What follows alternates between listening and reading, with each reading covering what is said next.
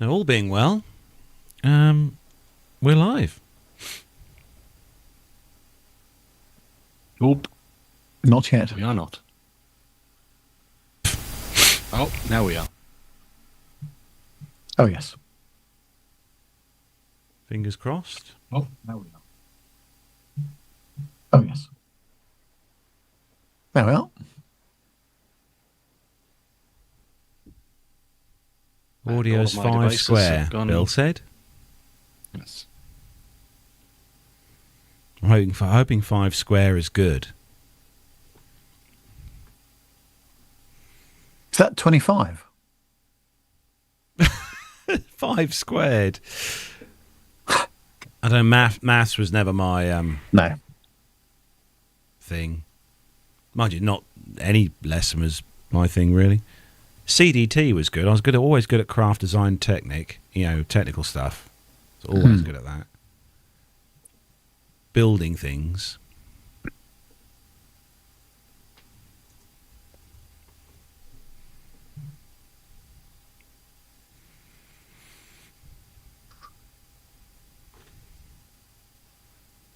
Well, what a lovely evening.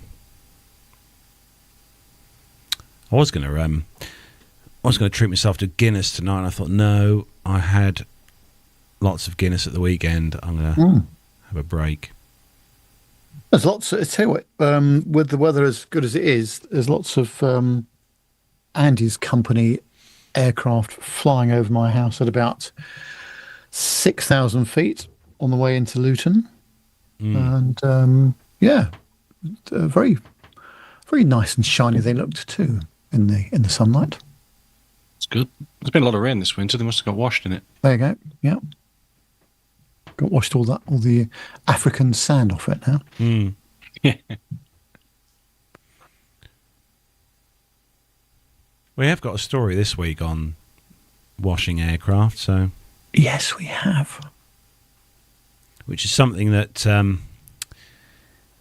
lot of airlines don't seem to do very well. Carlos, can you say yes. hi to the grandkids? Hello to Griffin and Jasper, who are playing floor hockey in front of the TV. Hello, Griffin. Oh, Hello, what Jasper. could possibly go wrong? Mind the TV. Don't hit the TV. Oh, Bill will be upset. Grandad Bill will be upset if you knock the TV. How are you doing for time, Nev? Yes, about a minute to go. Okay. Na, na, na, na, na, na, na, na.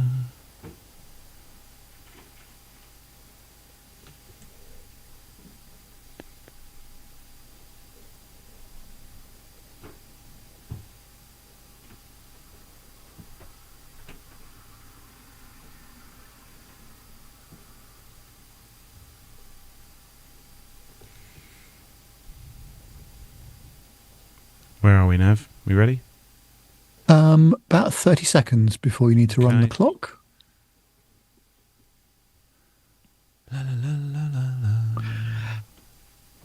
I need to remember to do the clock, actually, with about 20 minutes to go.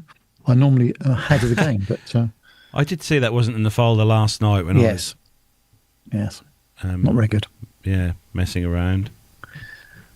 But no, I saved the day. Good. 5 seconds to go. Okay. 2, 1. There we go. Clock is running.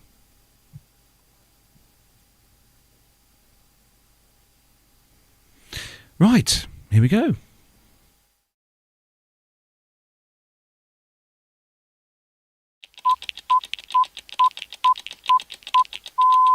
Ten, 9, 8, 7, 6, 5, 4, 3.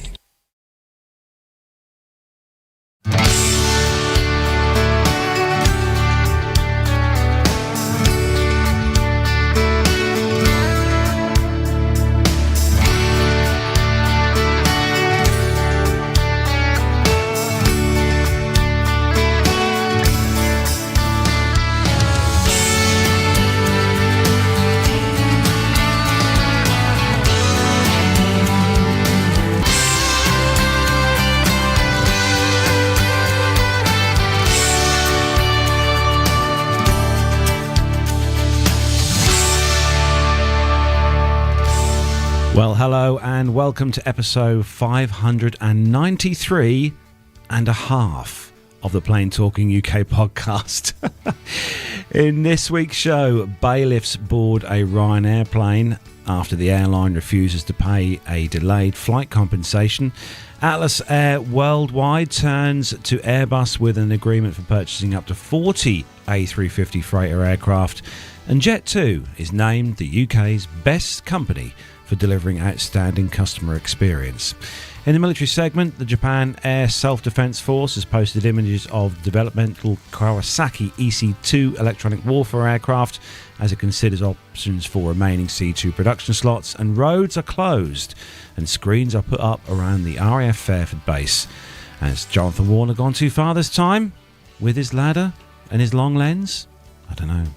Also, a special treat this week for you all, as Armando has very kindly put a segment together with his take on some of the operational challenges in the Iran war as far as the aircraft are concerned and how they are being used.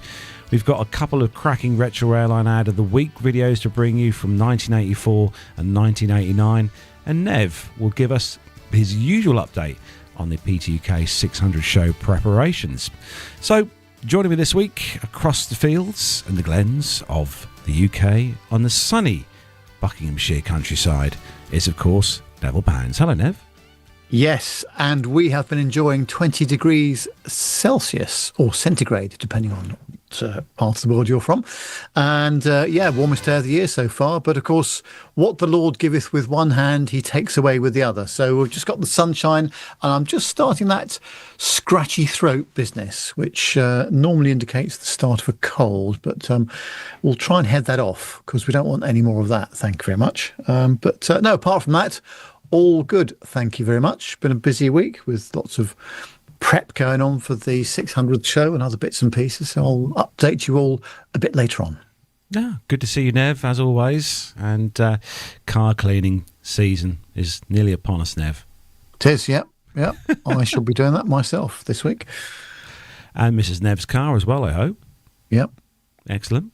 Right, so Mr. Smith and Nick are not with us this week, but he's back with a blast this week. It's our resident Airbus A320 pilot, captain and sim training captain as well. It is, of course, the legend that is, it's Andy. Hello, Captain Andy. Hello. Good evening. How are we all? Good.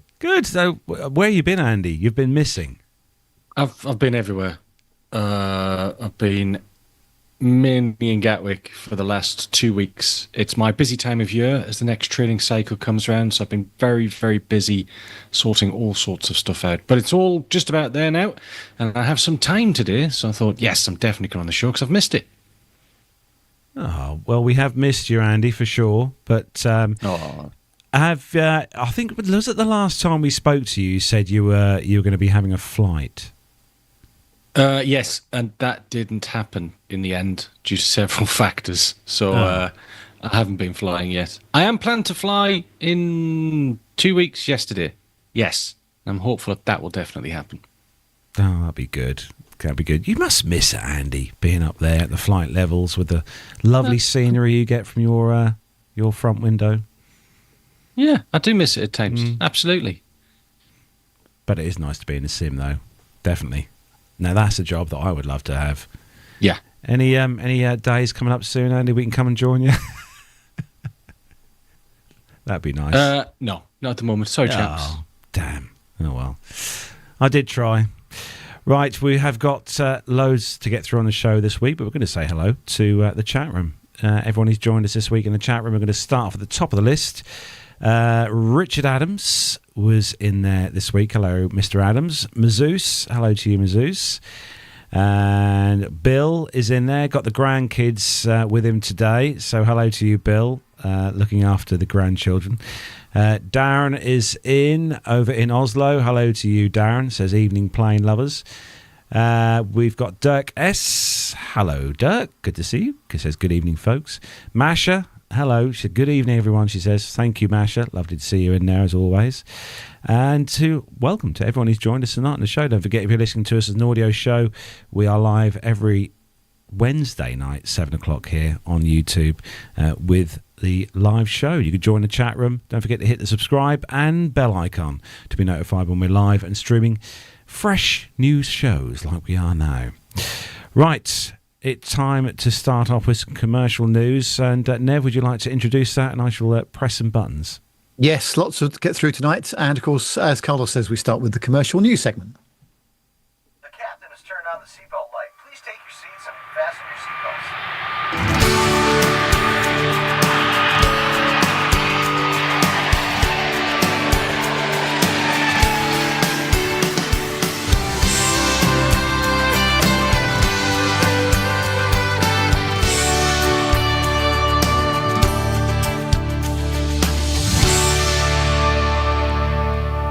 And the first story this week comes from theguardian.com.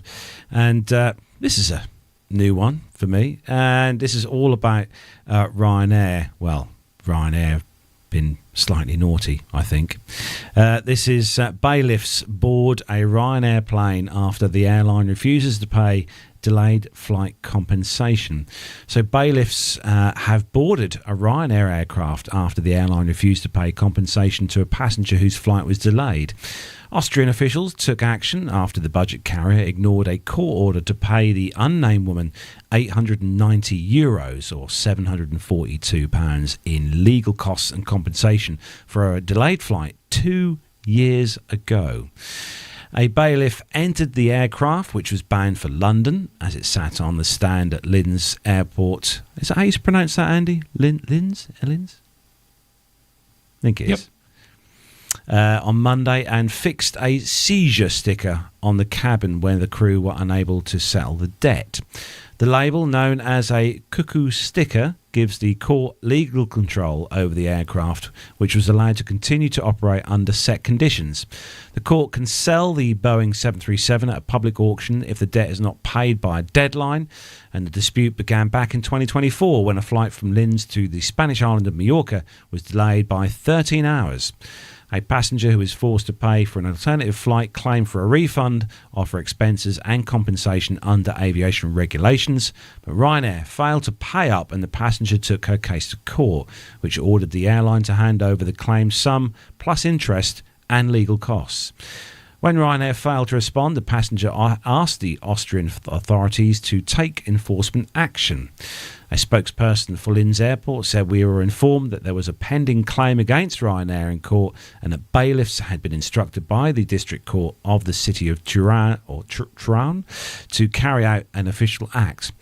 They said, "We accompanied the bailiff to the aircraft where the bailiffs carried out its official duties, and the bailiff asked the crew to hand over €890, but since Ryanair operates a cashless flights, they are unable to comply. So the seizure notice was placed on the cabin wall, and then the flight departed for London."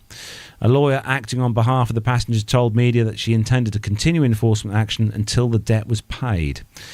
Ryanair denied the aircraft had been seized, but refused to comment on whether bailiffs had applied a seizure notice or whether the debt had since been paid. Oh dear, Nev. Yes. Well, there's a whole load of trouble with this, isn't there, really? Firstly, it's very possible that the aircraft itself is leased and therefore belongs to the leasing company and not to Ryanair themselves. And secondly, very often the engines are leased separately from the airframe. So that's another level of complexity. But actually, we've had a couple of questions about this from a listener called Michael Howie, who's based in Germany. Thank you, Michael, for sending in your questions about it. We're really grateful. I think Andy's probably the most qualified to answer out of the three of us here. So here we go.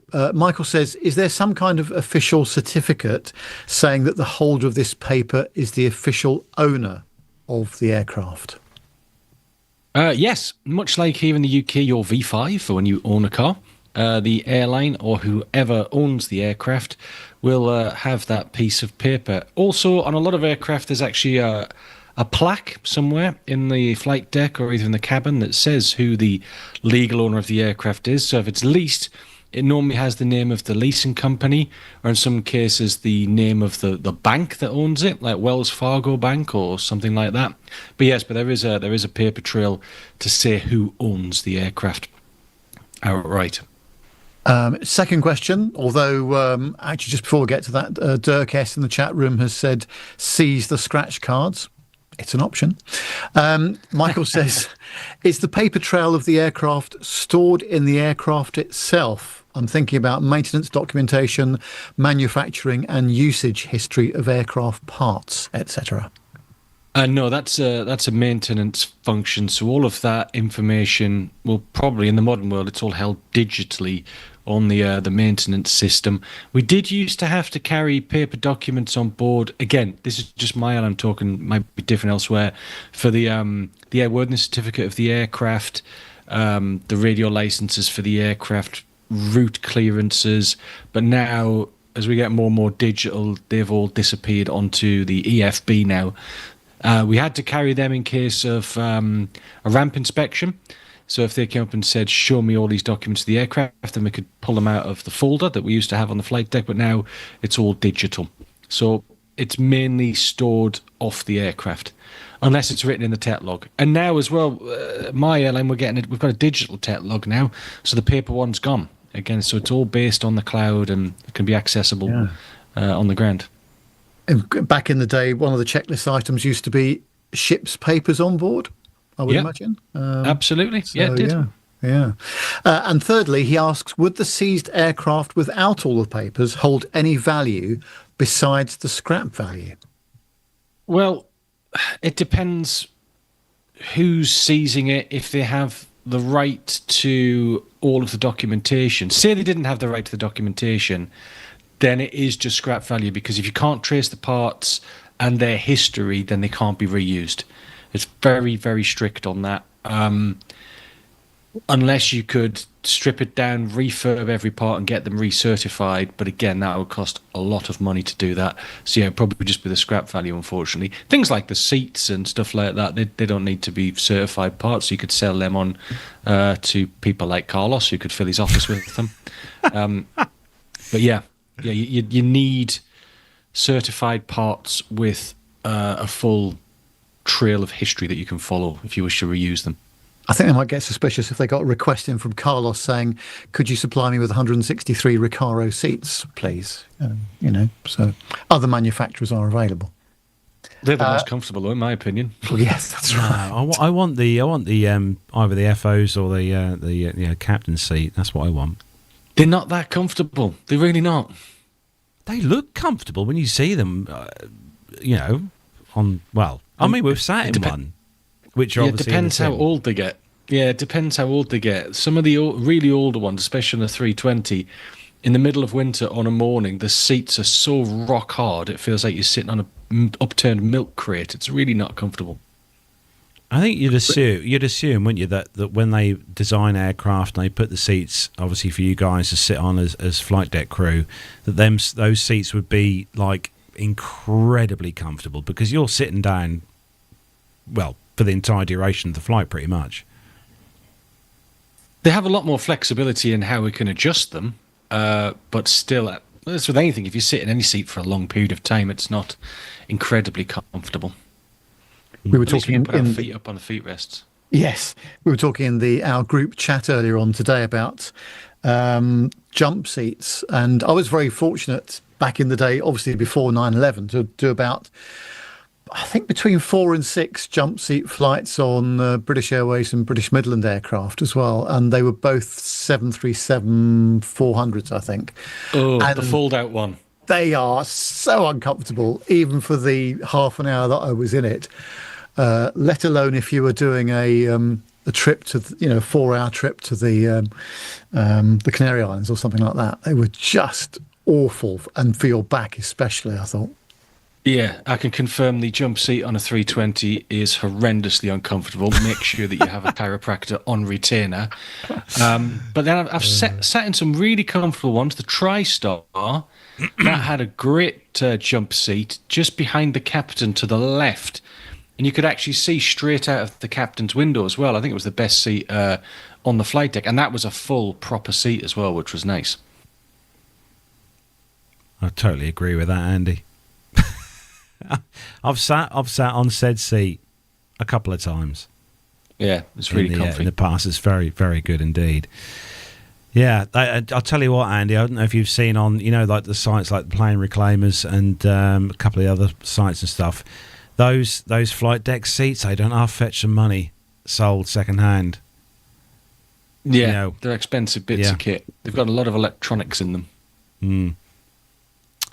So, Nev, you got the next story, and it's all about washing aircraft. Yes, we were talking about cleaning the car earlier on, weren't we? This is on airsideinternational.com, and it says that AeroWash has announced it will supply aircraft washing robots to British Airways operations at London Heathrow Airport, having received a positive award notice from IAG following a tender process. The next step is to sign a final delivery agreement, which is expected to take place within the next 3 weeks. AeroWash robots are fully automated and clean most types of aircraft using a robotic microfiber brush drum requiring minimal water.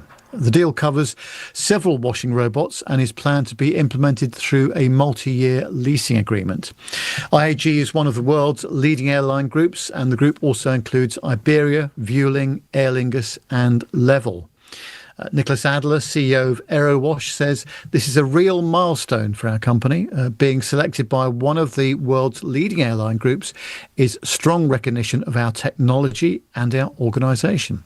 This once again shows that AeroWash is a leading supplier within this niche segment. Interesting. Yeah. I think we've all been on a aircraft as a passenger, looked out the window at the other aircraft parked on stands next to us and thought, blimey, that's dirty. I know the last one for me was an Air Canada. I think it was a Dreamliner. And I just looked across that and I thought, my word, that is really, really dirty. You get the streak lines coming off the windows and stuff like that. It's not very good. But you, Nev? Well, yes. I think the other thing is, Andy, do you think this could be extended to de-icing as well? Are there such things as de-icing robots, or is it entirely a manual process? Ooh, I've never seen a de-icing robot. It is a complete manual process, de-icing. I think you need the human eye to sort of confirm that the surfaces have been done properly. I don't think, could you do that with a robot? You probably could. It's probably something that's going to come in the future. I think that's quite a good idea. Yeah. But it's good that they've got these robots because it'll save time. Because you do need to clean the aircraft. It's twofold, really. Any extra weight, you're burning extra fuel. And also, the fuselage is designed to be extremely smooth to reduce drag. And even a thin layer of grime and muck, that increases drag and again increases fuel burn. So the quicker you can get them clean, because the reason why you see them so dirty is that there just isn't the time to pull them off the line to clean them. So if you can do this quickly, like on an overnighter, let these robots loose, that's pretty cool. Yeah. It's just a matter of interest, Andy. What gets the aircraft dirty? Because you kind of imagine the aircraft flying through the sky at 36,000 feet through the clouds, and you kind of don't expect there to be massive amount of dirt in this. Yeah, clouds themselves are full of dirt. You think about it, clouds suck up all the soot, all of the smog and everything else around an airfield. When you descend as well out of very, very cold air, you actually pick up a lot of moisture on the airframe as well. So as you descend through into big cities, I'm thinking just because I've been there recently, into Calcutta or something like that, where there's a really thick layer of smog, those soot particles will then get trapped in the water particles on the fuselage. So that's how you start to get a build-up of grime on the surface. I bet it's nothing quite like nice gleam. We're walking up to a nice gleaming aircraft, Andy, in the morning when you go, to pick up the aircraft. No, it looks very nice. I mean, most of the time, especially if it's in the morning, I'm just like, oh God, it's first thing in the morning. What am I doing here? I don't like earlies. To be fair, I'd offer to do it by hand. I mean, if they want to give me the brush and stuff like that, I'm quite happy to have a job as a aircraft cleaner. Just saying. You No, heard it here first. Yeah, just hang your microfiber cloths on the pitot tubes. Yeah, should be fine. Yeah, no issue at all. Yeah. well, I certainly won't be putting any tape over those pitot tubes. That's for sure. Oh, I'd hope you do. The last thing we want is them full of Mr. Muscle cleaning fluids. Please do cover the pitot tubes, Carlos. But I remember to take the tape off after I've finised. Yes, Yes, don't use very clear tape. Use something very bright that's obvious. Okay. Oh, honestly. Right. Who's got the next one? It's Andy. Moving to cargo. Me. Yes. So here we go. This is from flightglobal.com. And it's Atlas Air Worldwide turns to Airbus with an agreement for up to 40 A350 freighters. US-based logistics specialist Atlas Air Worldwide Holdings is ordering up to 40 Airbus A350 freighters, the largest agreement so far for the new cargo jet. The company, which is a very big Boeing customer, is taking 20 firm options plus another further 20. Atlas Air Worldwide expects to take delivery of the twin jet powered by Rolls-Royce Trent XWB engines over the course of 2029 to 2034. It states that the agreement secures early delivery positions for the aircraft, which is scheduled to begin flight testing this year ahead of initial deliveries in 2027. The order represents a key investment in the company's long-term fleet strategy and positions Atlas to drive sustained earnings growth while modernising its global fleet, it adds. Atlas Air Worldwide says the A350s will complement its fleet of 113 Boeing 747s, 777s and 767s. The agreement will take firm orders for the cargo jet, currently standing at 81 aircraft, into triple figures.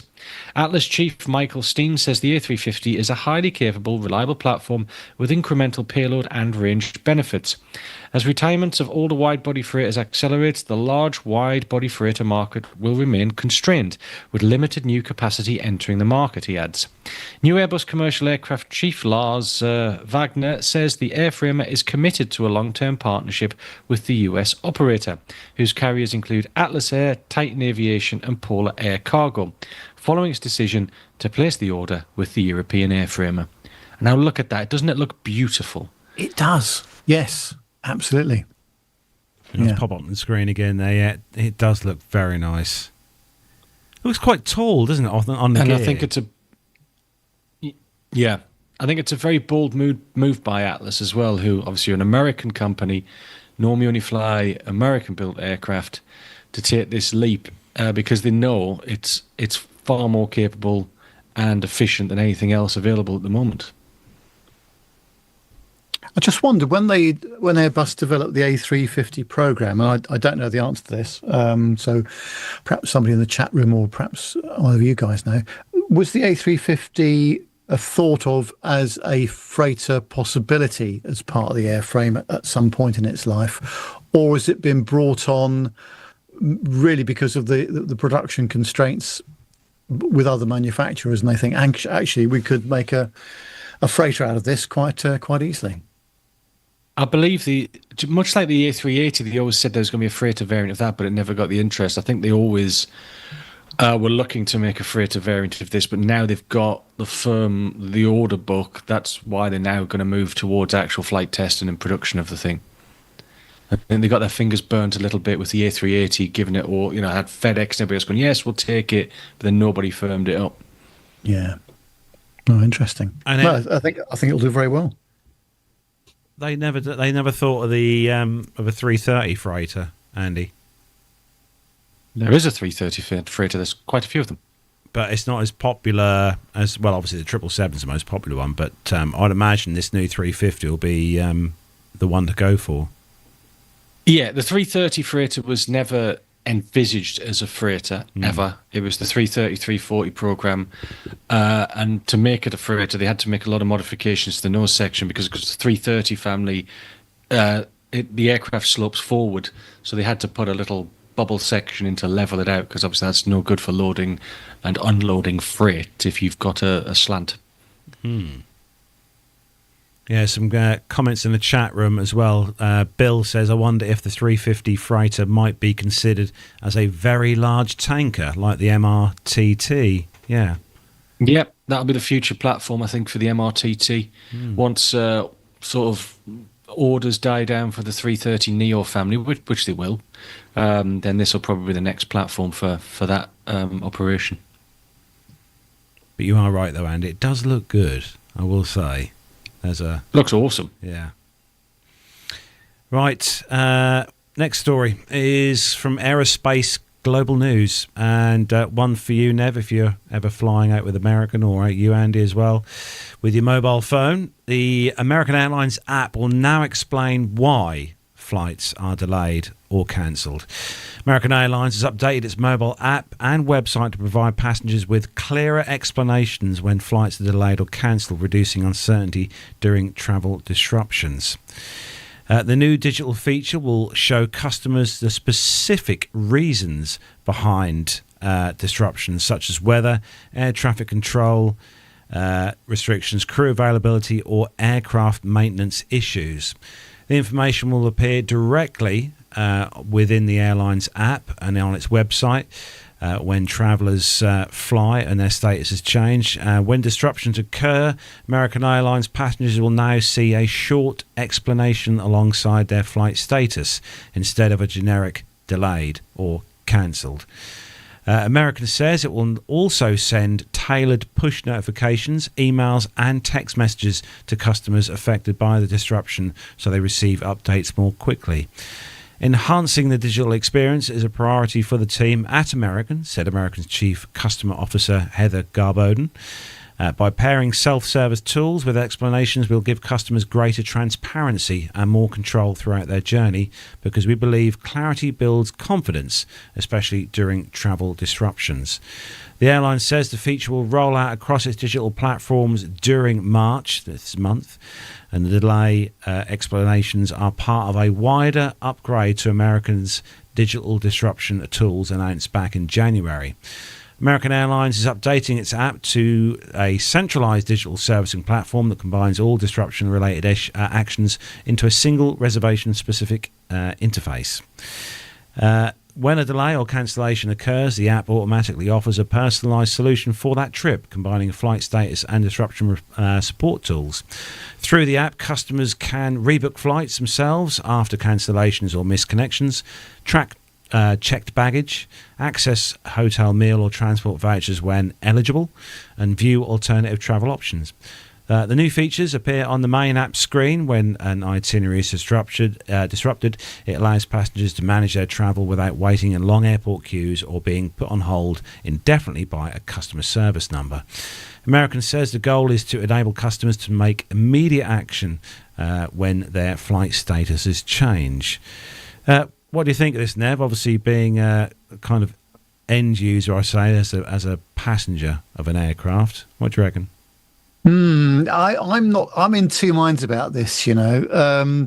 I think there's always the possibility of the airline saying, due to operational reasons, which could be anything, air traffic control, engine won't start, or APUs failed, you know, all sorts of things.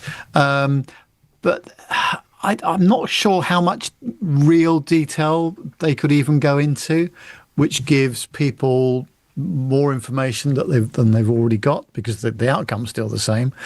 So I don't know is the answer. It'll be interesting to see what people's reaction is and what American put out in terms of the kind of reasons for delay.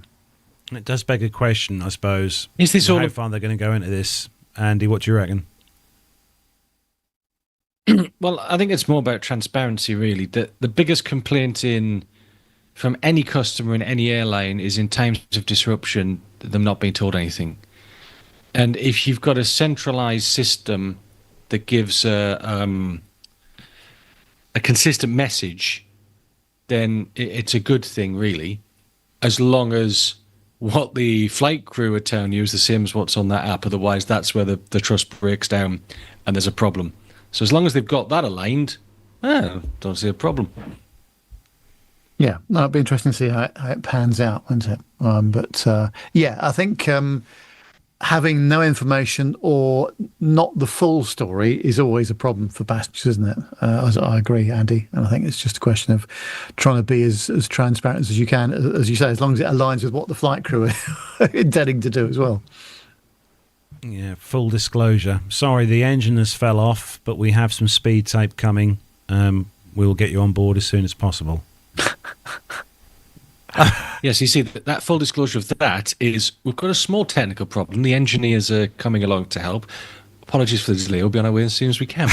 It's still saying the same thing, just not in as much detail. I'll tell you where it did go wrong. About 5 or 6 years ago, I was flying to Gibraltar, and the usual caveat applies when you're flying to Gibraltar is that you might end up at Malaga due to the weather being out of limits for the aircraft or whatever. But in the boarding area, as we were boarding, the folks there were announcing, "Oh, your flight will not be going to Gibraltar today. We're going to Malaga because of the weather in Gibraltar is not suitable." And so everybody started making phone calls to arrange for pickups and the rest of it. And we got seated on the aircraft, and the captain's going to all of us, "You may have been told that we're going to Malaga." He said, "Well, I've got no intention of going to Malaga. It's a bit windy in Gibraltar, but it's the wind straight down the runway, just how we like it. So my intention is to go to Gibraltar unless you hear me tell you otherwise." So then everybody has to make another phone call to their relatives or colleagues, say, "Oh, actually, no, we are going to be in Gib after all." So, yeah, that's when things can break down sometimes. Yeah, I might download the app and see, get the American Airlines app and see if it, what it looks like, as in the excuses do they give. Perhaps BA should try this, Nev. Yes, but coming up with interesting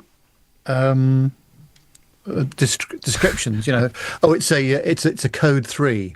That's the reason we're not going. We're sorry, but we've run out of Avios points to give you. We'll offer you a passengers in zone instead. Passengers in zone 9, 10, 11, 12 to 15 can no longer board this aircraft. Yes.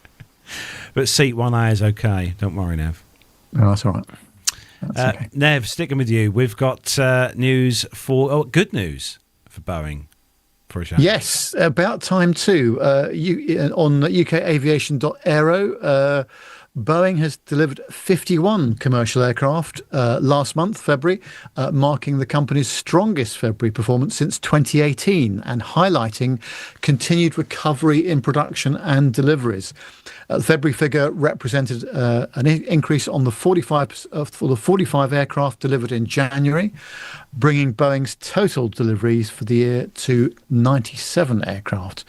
Well, the majority of deliveries during the month came from Boeing's single-aisle program.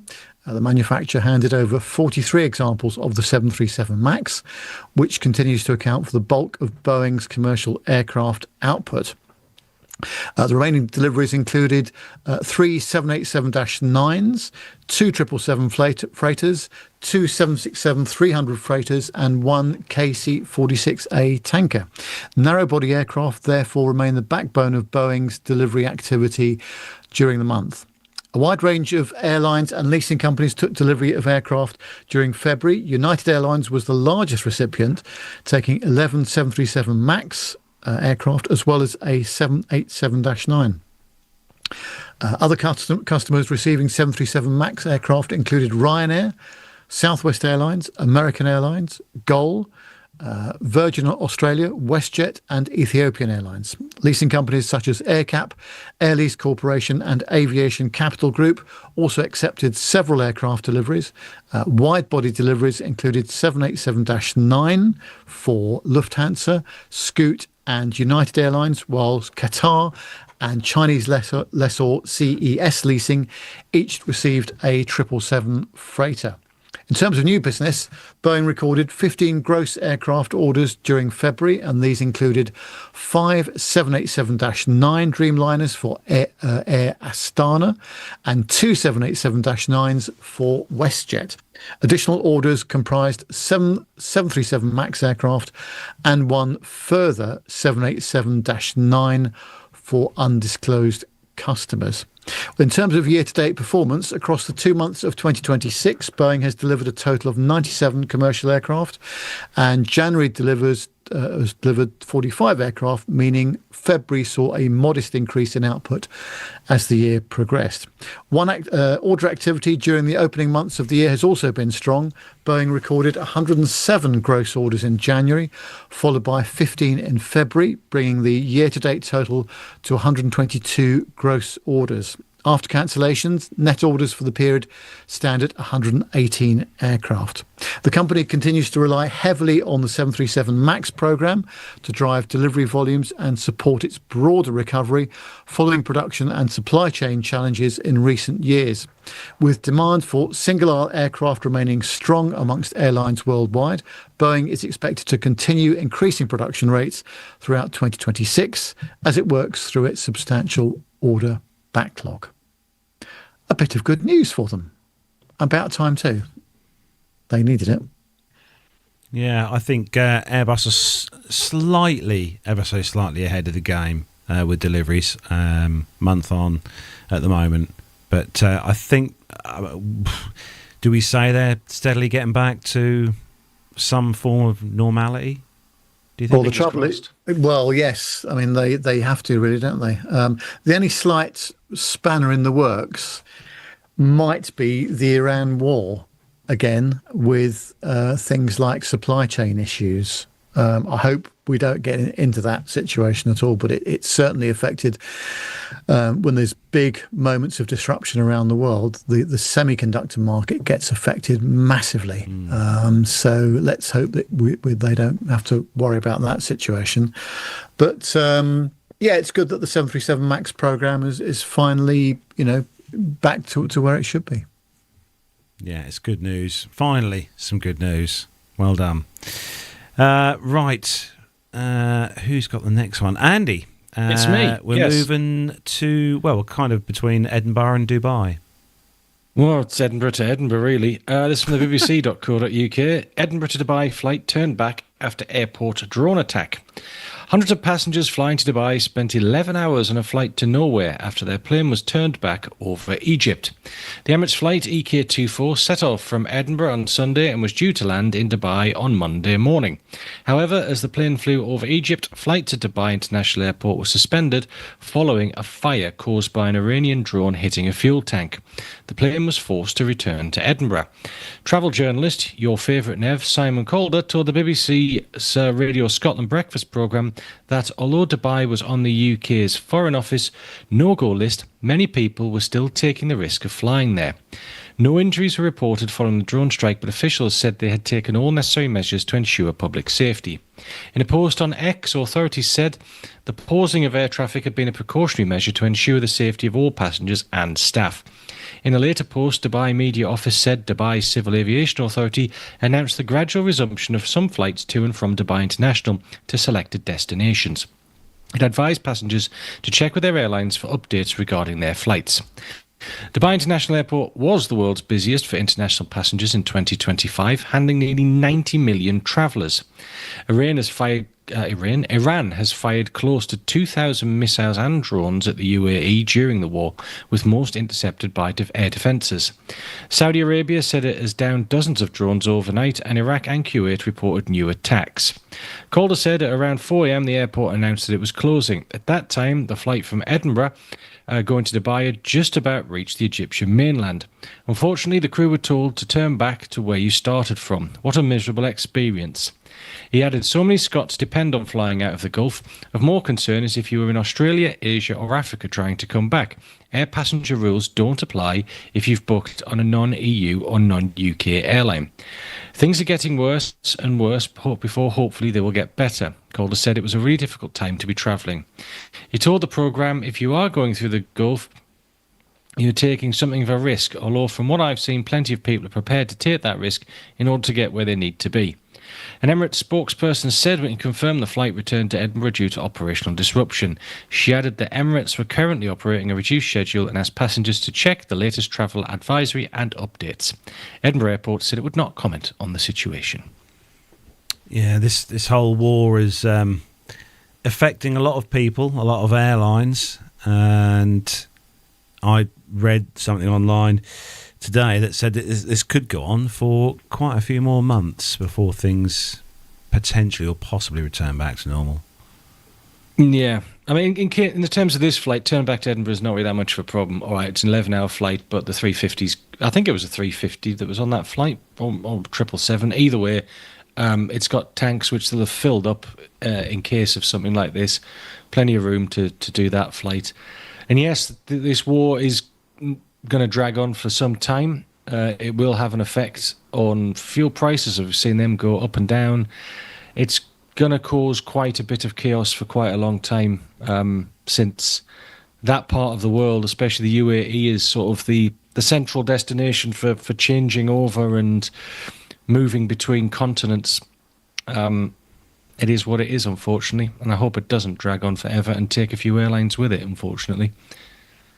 Our producer, John, as you might know, is based out of Dubai, and we were communicating during the week and we were asking him how it was going, and he said it's chaotic. Aircraft everywhere out of position, crew outstation getting lots of conflicting go or no-go messages, HR saying one thing, ops and fleet saying another. And that's inevitably going to happen as the situation is so fluid. But at the end of the day, I think, the operating aircraft and crew have to have enough contingency on board to go elsewhere should stuff develop in the Middle East. I'm guessing the way this will affect your airline, Andy, will be with the prices of fuel. I suppose will be the main way this will affect your airline. Yeah, well, not just fuel, it drives inflation as well. Airlines do hedge fuel, but it all depends when you hedged it and when you hedged it to and how heavily hedged you are. I think at the moment, most airlines will be hedged at a reasonable cost, and it won't be crippling them yet. But once those prices start to go up, and this will push inflation as well, so less people want to travel, that's when the problems are going to start coming for the airlines. And like you said, it'll be a big shame if we lose any airline because of this. Yep. There's a few airlines that have been on the brink for quite some time, so we may see some movement somewhere. So moving on to something a bit more cheerful. This is good news for one of our airlines here in the UK. This is from jet2.com. Jet2 has been named the UK's best company for delivering an outstanding customer experience. It'd be interesting to hear from some of you listeners if this is true, if this reads true. But Jet2 has been named the best company in the UK for providing an outstanding customer experience in recognition of its commitment to delivering a VIP customer service, as well as award-winning holidays and flights. The UK's favourite tour operator and airline scooped the Best Customer Experience Award at this week's prestigious UK Customer Satisfaction Awards hosted by the Institute of Customer Service. A panel of judges singled out Jet2 for its obsession with customer service and for how it has developed and implemented a dedicated customer experience strategy, which has resulted in company-wide engagement with colleagues as well as industry-leading emotional and engagement for customers. This strategy, which has been developed with Kantar, means Jet2 continues to deliver on its successful growth strategy by retaining existing customers and winning new customers, whilst receiving industry-leading customer satisfaction scores, as well as helping to drive growth, such as the launch of flights and holidays from London Gatwick later this month. This strategy has also resulted in the company winning multiple accolades such as Best Airline, Best Tour Operator, according to the Institute of Customer Service's UK Customer Satisfaction Index, as well as being recognised as a Which recommended provider across 8 categories. Steve Heapy, CEO of Jet2, said to be recognised as one of the UK's best companies for delivering outstanding customer service experience is an accolade that I'm incredibly proud of. The award is a reflection of our obsession with looking after our customers when they travel with us, and I would like to pay tribute to our colleagues for the way they create memories every single day. Customers who work hard and save for their holidays, when they choose to travel with us, we put everything into making sure they feel like a VIP. Now, I've only flown with Jet2 twice in my years of flying, but it was a good service. The crew were really good. But I've not tried one of these famous Jet2 holidays. I don't know whether you have, Andy, or not. Yes, done several Jet2 holidays. No? Really good. And are they as good as this story says? What story?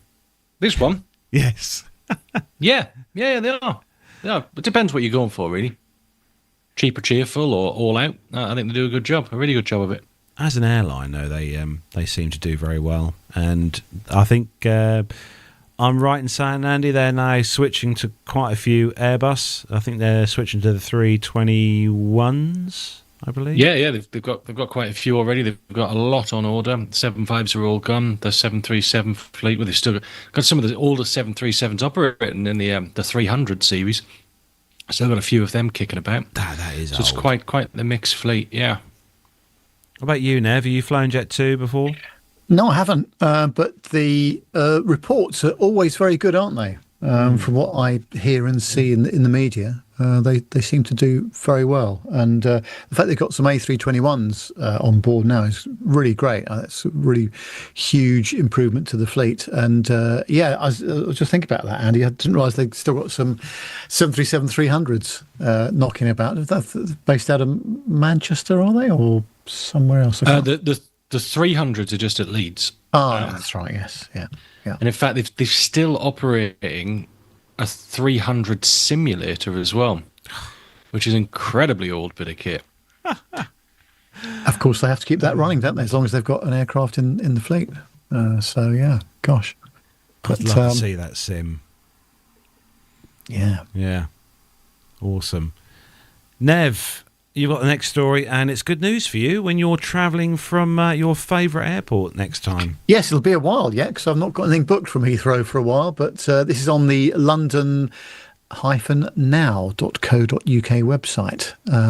It says that Analogic Corporation has been awarded a significant contract to supply and install its newest fourth-generation explosive detection systems at Heathrow Airport, making a pivotal step in enhancing airport security and operational efficiency. Paul Evans, Security Technology Manager at Heathrow, said, "We are thrilled to have Analogic as a key member of our project team. Their innovative technology platform and commitment to continuous development activities, safeguarding against future security detection standards, will play a crucial role in executing a successful explosive detection systems replacement project, ensuring we will provide our customers with the highest levels of safety and security when travelling from Heathrow long into the future." Well, following a competitive procurement process initiated by Heathrow Airport, Analogic was selected to supply and install select hold baggage screening and explosive detection systems. The new equipment will be integrated with Heathrow's existing baggage handling infrastructure. Analogic will also deploy its Blue network, connecting equipment across terminals, and provide workstations for security operators, supervisors, maintainers and training personnel. Tom Ripp, who is the Chief Executive of Analogic Corporation, said, "We are honoured to be selected by Heathrow Airport Limited for this significant project, which underscores our commitment to providing world-class security solutions. This partnership is a testament to our innovative technology and our team's dedication to excellence."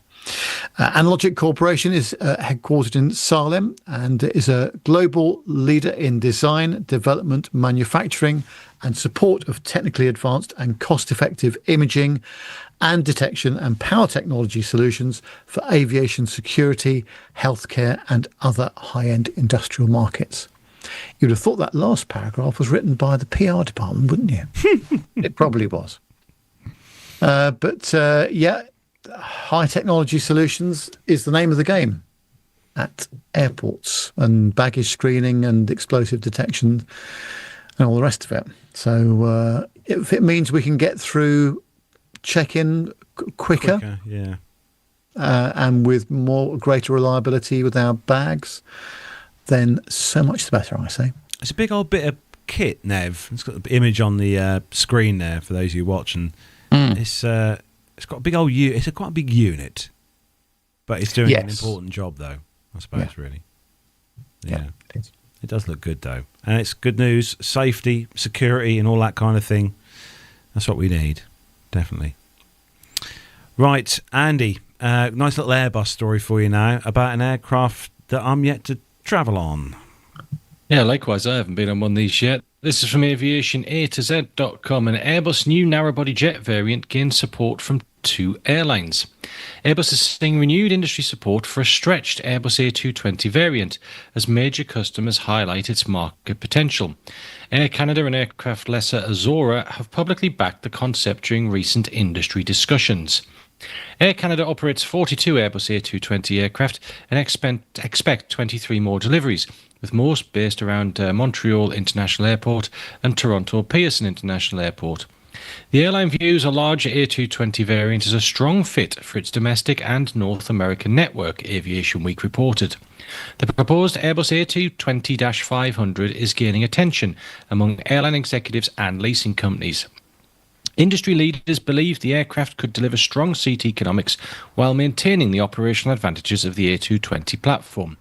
Air Canada Chief Financial Officer John DeBert said the aircraft would be an attractive option for the airline.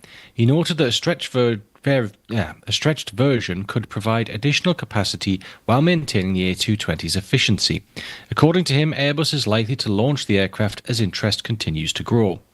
Azora President Ron Bauer also expressed strong support for the concept during the ISTAT Americas conference in San Diego. He said the aircraft appears to be gaining momentum and described Airbus's willingness to invest further in the program as a positive signal for the market. Both companies are major A220 customers. Azora, headquartered in Florida, has focused heavily on building a fleet of modern small narrow-body aircraft that includes the Airbus A220 and the Embraer E2 family. Airbus continues to study the right timing for launching the A220-500. The idea is not new. Bombardier originally planned a stretched version when the aircraft was still marketed as the C-Series.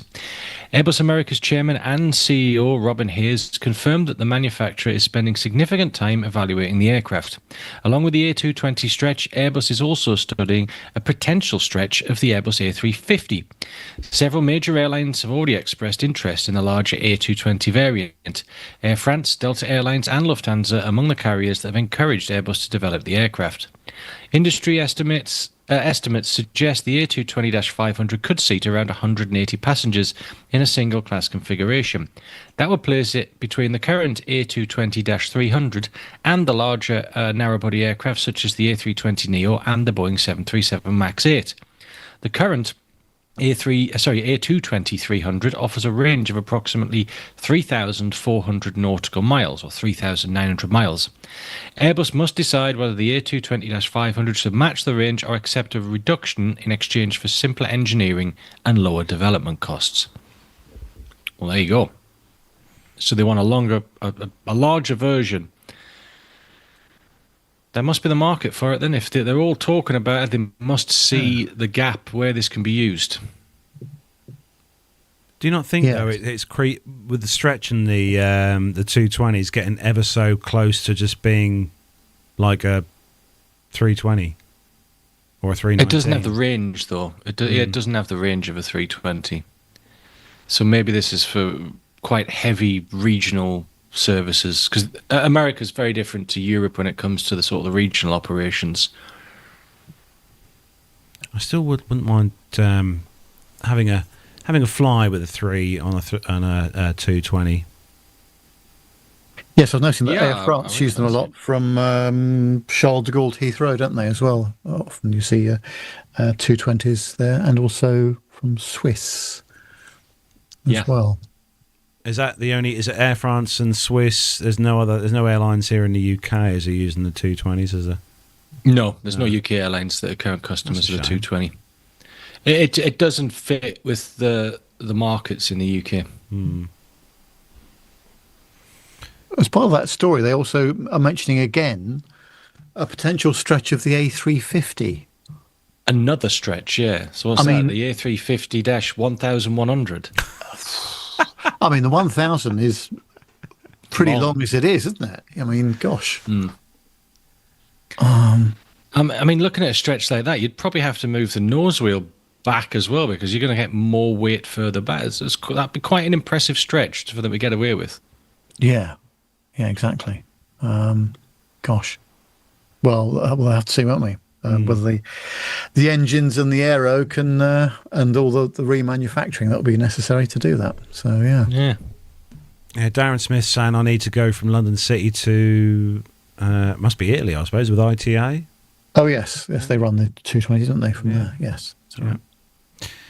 Right, Nev, you've got us the next story I found online this week, and being a particular lover of this I say toy or technical toy. When I saw this story, I thought, wow, and it looks absolutely stunning. It's on brickfanatics.com and it says that Lego Icon's 11378 Douglas DC-3 Pan Am airliner has been officially revealed. Excuse me. Bringing the golden age of air travel to brick-built displays. Made up of 1,903 pieces, 11378 Douglas DC-3 Pan Am Airline captures a slice of aviation history for Lego Icons. It's due for release on April the 1st for Lego insiders, with a general release on April the 4th, retailing for £199.99 in the UK, $219.99 in the US, and €219 99 cents in Europe. The set features many authentic features from the original plane, including the familiar silhouette, a detailed cockpit and passenger cabin inside, and retractable landing gear that moves via a simple retro dial. You can check out the full gallery of images in the Lego Icons plane. In fact, I think Carlos maybe put up some images of it.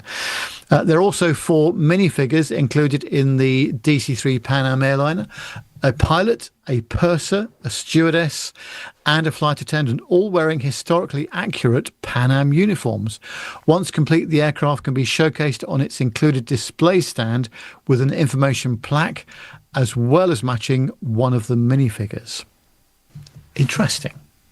So if you're a Lego fan, then this is the aircraft for you, isn't it? Yeah, I think it would look good next to my Lego Concorde that I've got Do you like it, Andy? on the shelf. Yeah, it looks good. Yeah, I love Lego. Always have. Yeah, I think I'd get that and stick it under the wing of my Concorde that I've got all a light kit on as well, so it's got light up afterburners and stuff, because I am a massive child. Bill's just saying in the chat room that for those who are interested in this model, there are some videos on YouTube apparently of the assembled model that are very impressive. So, yeah, definitely one to look for. It does look good. I must admit. We pop the picture on there for those of you watching on YouTube again. It does look good. They've done a good job of this.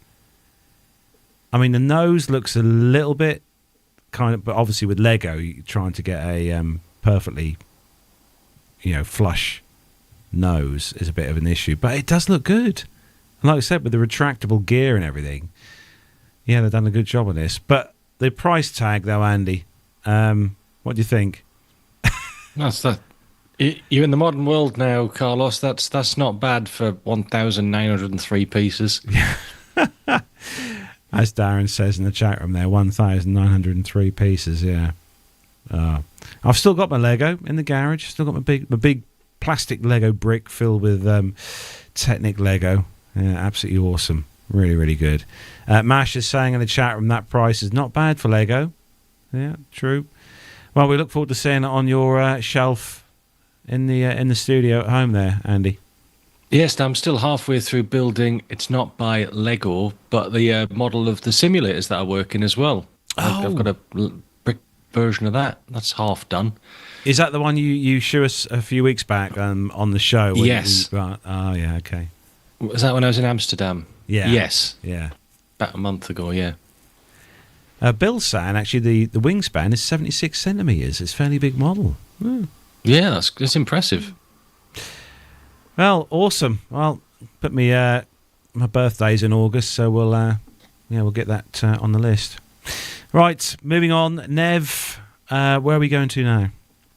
Well, it's the Retro Airline Ad of the Week. And this week we head back to 1984 and to a rather British-sounding American airline offering flights for £99. Then we fast forward to 1989, where a particular passenger expects a particular service from this particular airline.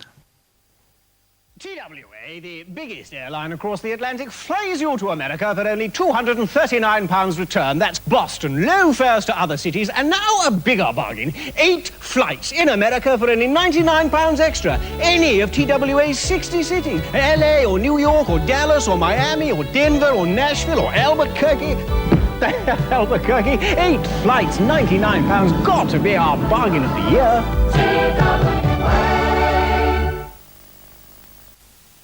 There's a particular sort of air traveller who's come to expect a particular sort of service when they travel on a particular airline. They expect drinks to be on the house and cordon bleu meals. They expect to check in New York in the peace and quiet of their own terminal. They expect to be able to work, relax, or sleep in complete comfort. And who is it these people choose to fly with? Who do you expect? Pan Am First and Clipper Class, #1 across the Atlantic. There you go. What do you think of that, Nev? I like the look of the steak on that Pan Am 747, I must say. That looked very tasty indeed. Yeah, Clipper Class. Yeah, I like that. The transition from inside the flight as the cabin to outside was so smooth and seamless. It's very good graphics for its day. What I would like though, I want that TWA jumper that the that presenter of that advert was wearing. I'd wear that. It was quite retro and cool. I like the £99 flights, and this was back in what was it, the early 80s, wasn't it? 84. Yeah. At 99. See, even back then, £99 flights. There you go. More retro airline ads next week. There's still a few more in the vault to go through, so don't panic there. We'll have more of those next week. But updates, Nev, for our upcoming 600th show, which, as you all should know now, is happening on the 22nd of May. What's going on, Nev? It is. And I've been in contact with the venue again this week. They're asking me lots of questions about the sort of people that are coming to our event. I've had to be careful with my replies, obviously. But seriously, it's looking very good. And we've still got actually a couple of places available. We've had a couple of people that have been unable to come. So that's left a couple of spaces available if you would like to come still. As Carlos said, it's on Friday, the 22nd of May. And it's at the Imperial War Museum, Duxford, in the UK, in the Airside Suite. We've got probably a couple of weeks to go, and the entry fee for this is £60, payable by the 1st of April to the PTUK Patreon or PayPal account. You can get the details of that on the Support Us tab on the front page of our website. That includes a 2-hour free admission to the museum between 10 o'clock and 12 o'clock, free dedicated on-site parking for our guests. We'll have tea and coffee breaks with cookies during the day. And there's also plenty of buffet lunch as well, of course. Very important. That's at 12:30. Then after the show, we're going to run the show from 2 o'clock till 4:30 in the afternoon. But there's plenty of reasonably priced accommodation still available local to Duxford. We suggest you book that early if you want to do that. We're all staying at the B&B Hotel Cambridge South, which was formerly known as the Duxford Hotel. and that's in Whittlesford, and that's just 3 minutes drive down the road from the IWM. Also, Whittlesford Station is right next to the hotel. That's got very easy access to London's Liverpool Street Station and to Cambridge as well. In the evening from 7 o'clock, it's dinner at the Red Lion Hotel. They still have rooms available there because it's a hotel as well as a pub. Dinner is a pay-for-yourself affair, and you will have to pre-order your food, and we'll need the restaurant info I'll need to get the info to the restaurant by the end of April at the latest. Anyway, if you would still like to come, we've still got a couple of spaces left. Send your request, please, to podcast@planetalkinguk.com. I'll send you a confirmation email after we've received your payment as well. If you've got any dietary requirements, let us know also so that we can inform the catering team at Duxford. We've got some very special guests that will be presenting on the day. Our listener, Alan White, he'll be telling us about his flying career as well as his varied work on the fixed-wing assets for the Irish Coast Guard. I think that'll make a really interesting session. We'll also be joined by Russell Marriott. Russell's an aviation historian who is an expert guide from the Imperial War Museum themselves to tell us all about the history of Duxford. And actually, Russell's going to be there the whole day, so you'll be able to ask him questions during the day as well. Armando is also going to be there giving us a talk on what he's been up to recently. And we're also hoping that a member of the Duxford Aviation Society will be joining us as well. There'll be a quiz on in the afternoon for those who are attending the event, and we'd like to thank John Falk very much indeed for offering to provide us with some excellent prizes. And also, Andy is very kindly donating some prizes too. So it's going to be a fun-packed day and evening on the 22nd of May. So we're looking forward to it. Yeah, it's going to be an awesome, awesome day. And for those of you who are coming and you are part of the WhatsApp group, make sure you check your notifications. Nev did put a message out yesterday, didn't you, Nev, with all an update. I think it was yesterday you put the message out. Today, actually. This morning, today with all an update of running times, because a lot of you have been asking about the kind of format running time that we're going to be on the day. So Nev very kindly put an update in the group chat today for the 600 show to give you all an idea of what we're doing time-wise. Darren in the chat room has asked, is it going to be a live broadcast? We will, hopefully, all being well, as long as the tech stuff works, we will be doing a live broadcast during the afternoon as well. So for those of you who can't make the day, you will at least be able to watch the proceedings. We're also hoping, fingers crossed, to have a camera. I think, Nev, aren't we, just sort of looking out from the for the suite across the airfield? I think hopefully, Nev, aren't we? So we can you can all sort of watch, and hopefully, if the weather's good, there'll be some action in the air, because there's normally the odd Spitfire or aircraft flying around the pattern, isn't there, Nev? When you're there? Yeah, we'll be right next to the airfield, obviously, itself, and we're overlooking near where the maintenance area is. So if the weather's nice as well and there's some flying going on, we'll be able to show you what's going on outside as well. Yeah. And so don't forget, if you're listening to us as an audio show and you haven't yet registered your interest for joining us for the 600 show, just head over to our website, allthews.planetalkinguk.com. There is a link on there that will take you to a special page on the website. It'll give you all the information you need all about the 600 show. So yeah, it's it's fast approaching, I should say, Nev, fast approaching. It is. I mean, it's nearly 2 months away, but it won't be very long, that's for sure. But really looking forward to it. And if we can have a nice day for the weather as well, that'll make it so much nicer too, won't it? And the special treat as well is that you'll get to meet Andy. I mean, to talk about all things aviation and beer. I wouldn't call that a treat. Possibly an experience. We'll see what happens. Oh, brilliant. Right, Nev, what is coming up next? Actually, I can't believe I'm saying this. We've actually got a moderately interesting military segment coming up right now. What's up, Buggies 135? What's up, Bogies 13550, Angel 16, heading 340. Okay. 100 Bogies.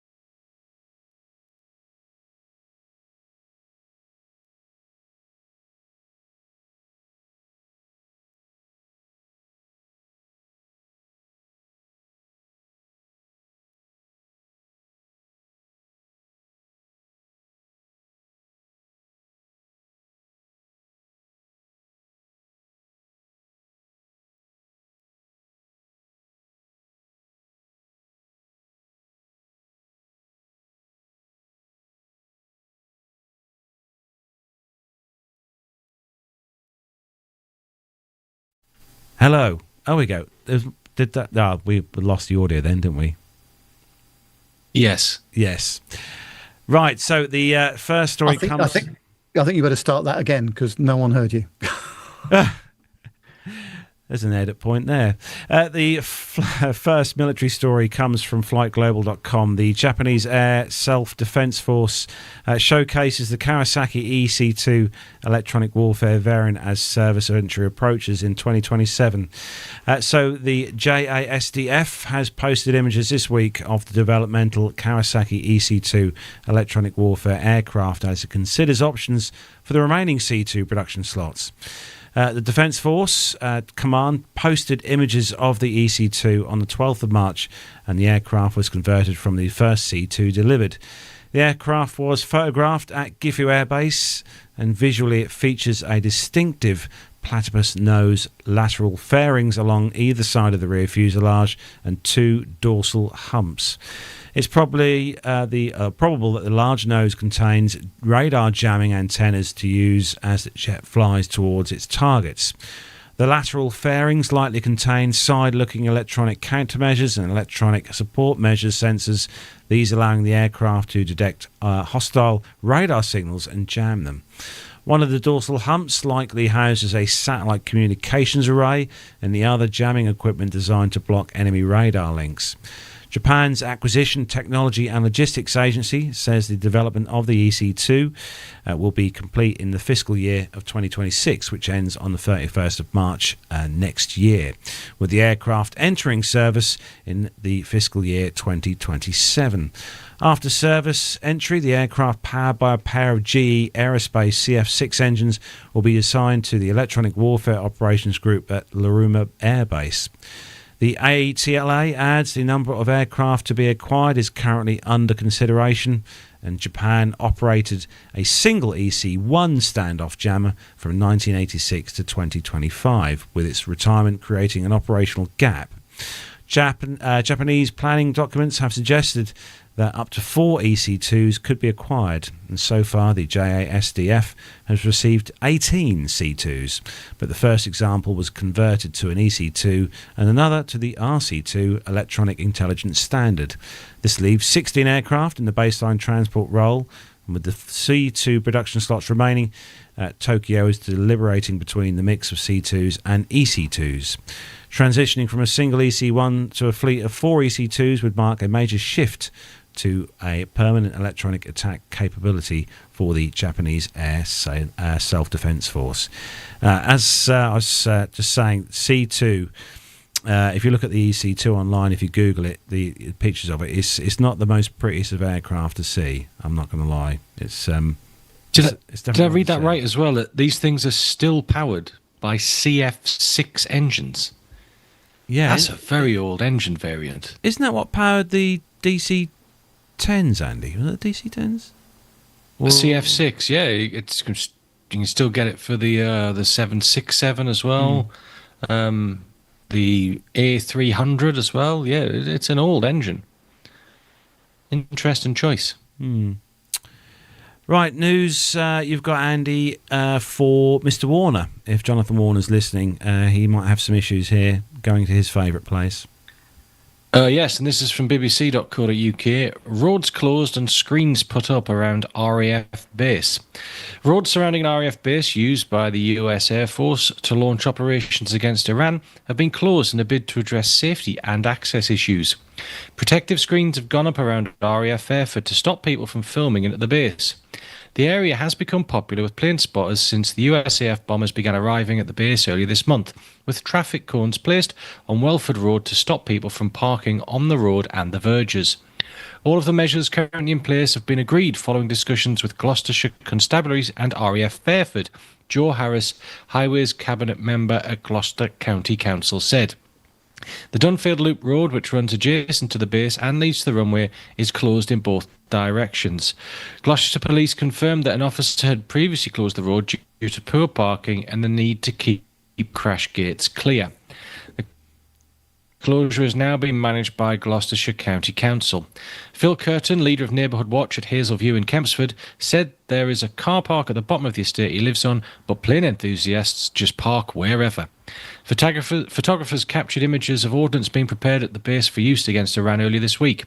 In a statement, a spokesperson for the USAF said the 501st Combat Wing Support Wing remains vigilant and will take appropriate actions to ensure the safety and security of our US service members, civilians, contractors and their families. We constantly assess a variety of factors that determine what measures we institute or modify to protect our installations, our people and their families.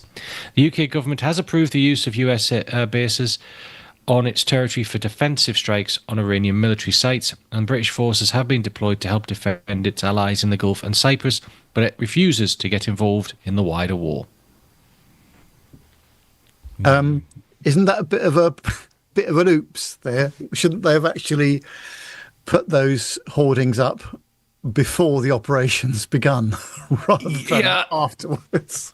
I don't think they expected the amount of enthusiasts to descend as have descended. I mean, I guess it's okay if you're taking photos of aircraft on approach and stuff like that, but the second you start pointing your cameras into an active base that's involved in an active operation, then you start to get quite a few security concerns. I mean, most of the people would just be absolute harmless enthusiasts, but there could be enemies taking photos, etc., etc. So it all makes sense to just board it all up. Yeah, that's very true. And my fear is for Jonathan Warner's ladder and his long lenses. I mean, will they be impounded? Yeah, Yes. Darren Smith says he hopes they take them down by the time Riyadh starts. Well, who knows? Well, I'll tell you what. If Riyadh happens, yeah, I was just about to say that. Without having any knowledge whatsoever, these things have a habit of dragging on, and Riyadh is in the middle of the summer, isn't it? So who knows what's going to happen? Yeah, Riyadh is very insignificant compared to what the US is doing at the moment, so that will be getting binned probably. Yeah, gosh. Going back to the previous story, I've just got the picture there. So for those of you watching, there is the Japanese EC2 in all its glory. I don't know if you guys can see that on the screen. I don't know what your thoughts are on that, but it's definitely a sight. A C-17 crossed with a platypus? Yeah. It's an interesting bird, that's for sure. In fact, I'd take it back now and see it fully. A C-17 that's been on a diet of chocolate digestives and mixed with a platypus. Oh dear. Anyway, moving on. Right, Nev, would you like to introduce a special video we've got for the show this week? Yeah, well, thank you to Armando, who's just turned up in the chat room. So nice to see you here, Armando. Thanks very much for joining us. He has very kindly put this segment together with his take on some of the operational challenges in the Iran war as far as the aircraft are concerned and how they are being used. So let's have a look at what he's got to say. Hey team, it's been a while since I've done the military news, but I suppose it's like riding a bike. This is a closer look at the ongoing air war over Iran, and more importantly, how it's actually being executed. Behind the headlines is a closer look at the ongoing air war over Iran, and more importantly, how it's actually being executed. That depends just as much on precision flying as it does firepower. Now, one of the key hubs for this campaign sits right there in the United Kingdom, RAF Fairford, where many of you have been. As of March 13th, approximately 18 U.S. bombers are operating from Fairford in Gloucestershire, 12 B-1 Lancers and 6 B-52s. I'm sure Jonathan Warner has some pictures already. Both aircraft bring different strength to this mission. The B-1 obviously is a fast, flexible aircraft capable of carrying a large payload of different strength to this mission. The B-1 obviously is a fast, flexible aircraft capable of carrying a large payload of different strength to this mission. The B-1 obviously is a fast munitions from a long range, often well outside of the most dangerous threat zones. Now, the British government has confirmed that these aircraft are being used to target Iranian missile infrastructure, one of the central objectives of this campaign. But RAF Fairford is only part of the story. Some of these strike missions are originating from the continental United States, crossing oceans, hitting targets, returning all the way back home. And that brings us to what is arguably the most critical and least understood piece of the entire operation, aerial refueling. Now, dozens of tanker aircraft operating from bases across Europe are enabling these long-range missions. Without them, none of this would be possible. They extend the range, increase time on station, allow aircraft to reach targets that would otherwise be completely out of reach. But to really understand the scale of this operation, you have to understand how air-to-air refueling actually works.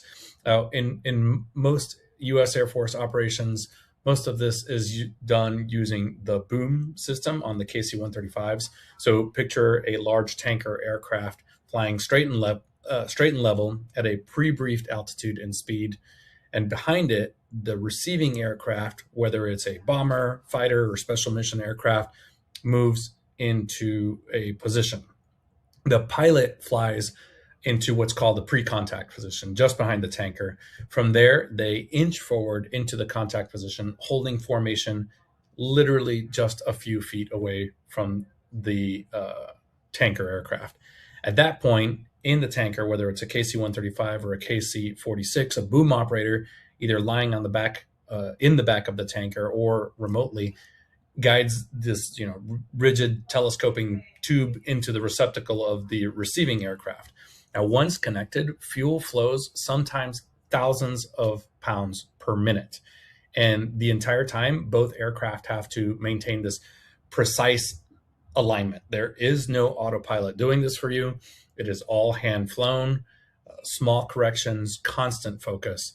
If the receiver drifts too far forward, too far back, off to the side, the boom can disconnect or worse, cause some kind of damage to the aircraft. Now, imagine doing this at night or in turbulence or after several hours of flying already, sometimes 8-10 hours of flying already.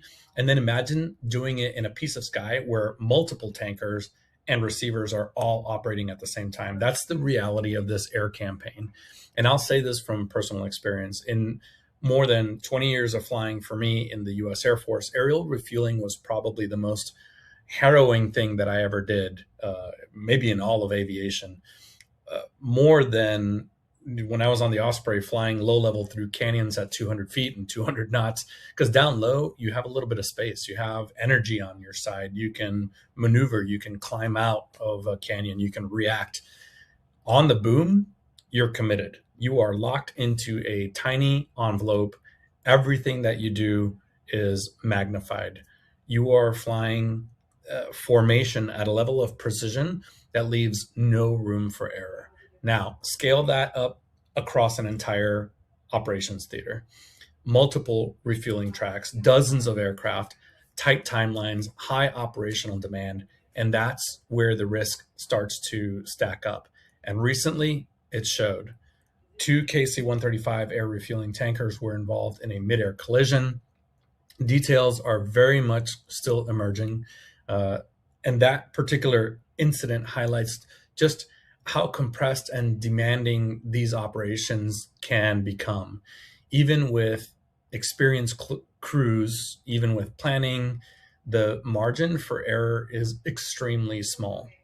Now, beyond the bombers and the tankers, tactical fighters are also playing a key role in shaping that fight out of RAF Lakenheath, just down the street from where I was stationed at Mildenhall. F-35 Lightnings, F-15 Strike Eagles, you guys know them as by their Lima November LN tail codes. They've been actively participating in this campaign. F-35 obviously brings stealth and advanced sensor capabilities, allowing it to operate inside of contested airspace, providing critical targeting data. The F-15 offers range, payload, precision, serving as a time-proven, reliable strike platform capable of delivering just an absolute wide variety of different munitions. Now, together, they both provide access and firepower. And then you have the specialized aircraft tasked with one of the most dangerous missions in air combat. That's the F-16 Fighting Falcons from Spangdahlem. These guys are known as Wild Weasels. They're marked with the SP tail codes, and they're responsible for suppressing enemy air defenses. Their job is to locate and neutralize radar systems, surface-to-air missile sites, often by provoking those systems to activate and then targeting them with anti-radiation missiles. It's a mission which requires both precision and a willingness to operate in some of the most contested environments. This is just the public information out there. I'm sure there's a lot of stuff that we're not seeing. This is absolutely essential. All of these roles that these aircraft are playing, especially the suppression of enemy air defenses. Without that, every other aircraft in the operation becomes incredibly vulnerable. Now, taken together, what we're seeing is a layered and highly synchronized air campaign. Strategic bombers are delivering long-range strikes, fighter aircraft providing precision and flexibility, Wild Weasel units degrading enemy defensives, ISR aircraft providing information, tanker aircraft quietly sustaining this entire effort. All of this is coordinated across continents. All of it depends on timing, communication, and absolute disciplined execution. Now, when something like this tanker collision happens, it is a reminder that even at the highest levels of planning and professionalism, this is still aviation. It's still unforgiving, it's still combat, and it still demands absolute precision from the people flying these missions. Now, the air war over Iran is not just about what happens over the target. It's about everything that has to go right to get there. And right now, that system is operating at an extraordinary scale. This is a very complex operation and very much evolving. So we will see in the near future how the air war continues to develop. Hey team, it's been a while since I've done the military news, but I suppose it's like riding a bike. Thank you for that, Armando. That was good. Yeah, fascinating insight to have to him back as well. the challenges of it all. Absolutely incredible. It's incredible, and, yeah, that accident, well, as tragic as it was, it's almost not surprising when you've got a situation going on like that, where it's you can't presumably use the normal TCAS system to detect other aircraft in the vicinity. Yeah. Yeah, it'll have been dark, lights off, no ADSB information, just relying on each other to stay clear of each other. Tragic. But I'm like as you said, these things happen in these sort of operations, sadly. Let's just hope it's all over soon, guys. No, I don't think it will be, but we can only hope. Anyway, moving on. Right, Nev, where can our awesome listeners... Just before I mention that, Armando has said he very kindly is going to give us some updates over the coming weeks as well. So as things develop, hopefully for the better, but he's going to anyway give us some updates and further thoughts on what's going on with the war in Iran.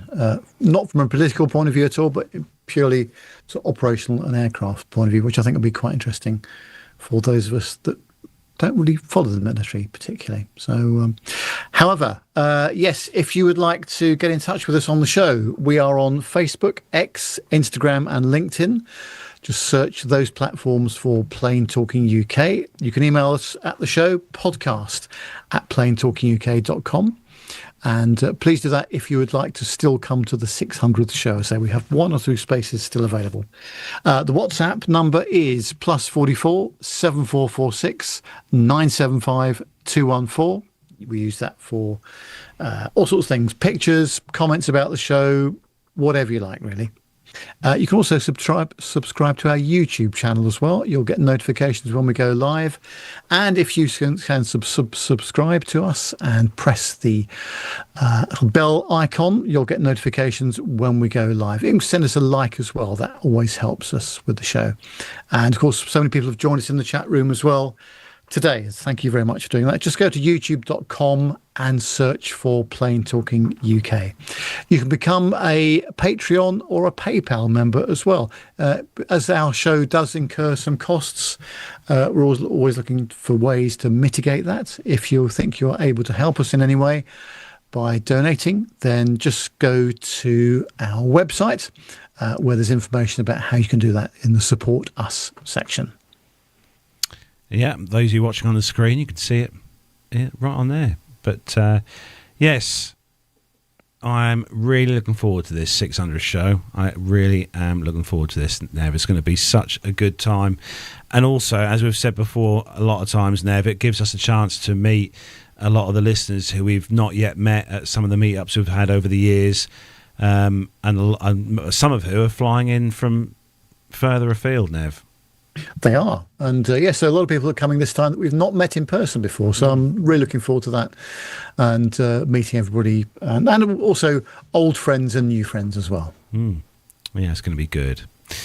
So that's it. So we're going to start to wrap up the show. I'm going to say a big thanks to Nick. He done some work on the background and behind the scenes this week on the show notes. So thanks, Nick. And thank you to all the team as always. Big thanks to the chat room for joining us this evening. Been good to see all the usual family members in there as well. Also, special hello to Neil Lamworn. He's joined us back in there this week. He's been away for a while, but hello to you, Neil.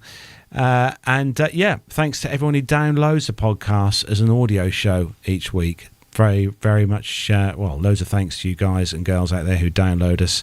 And if you fancy giving us a feedback or some comments, please make sure you give us a rating on iTunes and your various podcast download places where you go to get your podcasts, because we would appreciate that.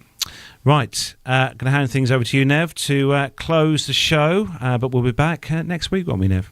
Yes, we will. And thanks, everybody, for joining. Really appreciate all your comments in the chat room as ever. And really looking forward to seeing as many people as possible at the 600th show. So in the meantime, I hope you have a great rest of the week and the weekend. We'll be back at 7 o'clock UK time next Wednesday.